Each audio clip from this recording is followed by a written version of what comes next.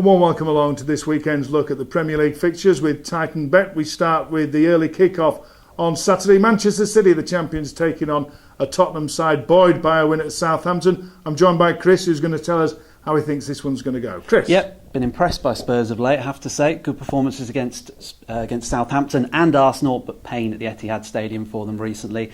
Lost the last four there. I think it's going to be 5 on the bounce. And I fancy City to win it quite comfortably. I'm going to back City with a -1 handicap for this one. Yeah, you could be right, although it could follow the normal Saturday lunchtime curse of being dull as ditch water and becoming a 0-0 draw. Later on Saturday, an under-pressure Alan Pardew at Newcastle. His side take on Leicester City. Leicester going well, not really reproduced the form that beat Manchester United, but still a challenge for Newcastle. That could be a difficult afternoon at St James's Park. Yeah, I'm waiting for the Grim Reaper to be sat in the stands behind Alan Pardew this weekend. I think this could be his last game. I can see Leicester making it very difficult for Pardew, taking a point, a score draw. Score draw for me as well. I reckon about 2-2. The Foxes, as soon as they score, Newcastle will start to panic. Moving on to another manager under pressure. Sunday afternoon, Harry Redknapp at Loftus Road. Hasn't happened for Happy Harry this year at the R's. QPR struggling. They sit at the bottom of the table. Won't get any easier against Liverpool, even if they're tired or not, after international breaks and football. We'll see what happens on Saturday afternoon, but I reckon Liverpool will put about 4 past Harry and increase the pressure on him with Glenn Hoddle sat behind him in the stands. Yep, he is the version of the Grim Reaper, isn't he, down at QPR at the moment, Glenn Hoddle. I think he will be in the hot seat before too long. It depends if Daniel Sturridge plays, doesn't it? If he doesn't play, maybe QPR can make life difficult for them. If he does, his movement will give them massive problems, in particular Rio Ferdinand, and I would fancy quite a few goals to be ending up past Robert Green. I think you might be right. Daniel Sturridge to return. Raheem Sterling, as long as he's not too tired after his little efforts for England. Elsewhere on Saturday, Arsenal take on Hull. Arsenal normally take about an hour to get past the lower teams in the Premier League, but after an hour, they'll probably open them up. Once they get one, I reckon 2, 3, maybe even 4 in for the Gunners, if they can avoid, of course, going through the game without picking up yet another injury. Yeah, the Gunners do tend to do it against the smaller teams in the Premier League. Had a very good record last season. I can see them keeping a clean sheet, keeping out the Tigers and winning, as you say, by 2 or 3. Next one on the list, Burnley versus West Ham. West Ham have had a great start to the season. Their front line's really firing now. Everybody loves Sam Allardyce. Burnley finding it difficult, as we all expected that they would. They've kept it tight in the past. All of a sudden they've started to leak goals.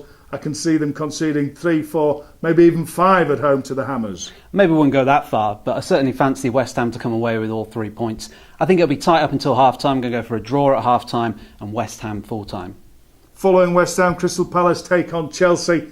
Palace have got a fantastic keeper in Julian Speroni. He's going to have to be at his absolute very best if he's going to keep out the Blues. And Diego Costa, I fancy Costa for a hat-trick and an easy Chelsea win. You're going for goals, aren't you, today? Goals today, goals. Well, I don't think it'll be that many, but I do fancy Chelsea to come away with a victory to 0. 2-0 I'll go for this one. Costa, he's got to score, hasn't he? He just can't stop scoring for Chelsea. 2-0, how dull. Moving on, Everton take on Aston Villa. Everton could slip into the bottom 3 with defeat. They've been really the bad surprise package this season. Roberto Martinez, though, is getting his players back to full fitness. He's got a big squad. They've got Europa League to contend with as well.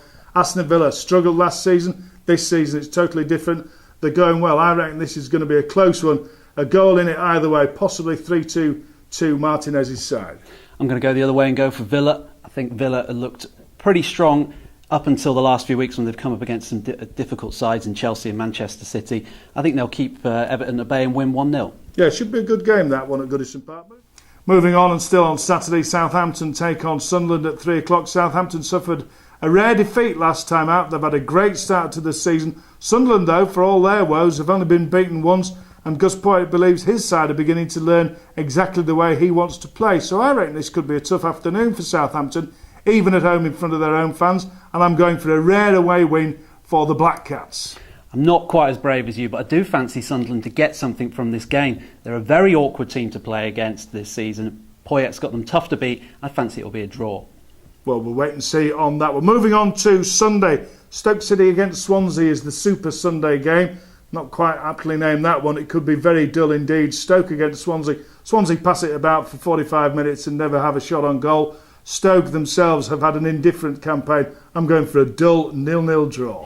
I think the the poor defences of both sides will result in a few goals in this one. I have to say, Wilfred Boney got his name on the score sheet last time out for Swansea.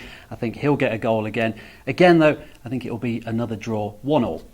Finally, we come to Monday night's football. West Brom against Manchester United. West Brom, a mixed season so far, beginning to find their feet. They're going to make it difficult for United, who are good going forward, rubbish at the back. It could be anything. I'm going for a 2-1 to United, but maybe it could go the other way to the Baggies, depending on what sort of form United find themselves in. Yeah, the Baggies are finding their feet, aren't they? Started pretty well under Alan Irvine, and as you say, it will depend on which Manchester United turns up. I think if they can fire on all cylinders, it'll be a difficult evening for the Baggies and United to come away with a fairly comfortable victory. That's it for this week. We'll be back next week with a look ahead to those fixtures. Don't forget to check out all your odds and prices on TitanBet.co.uk.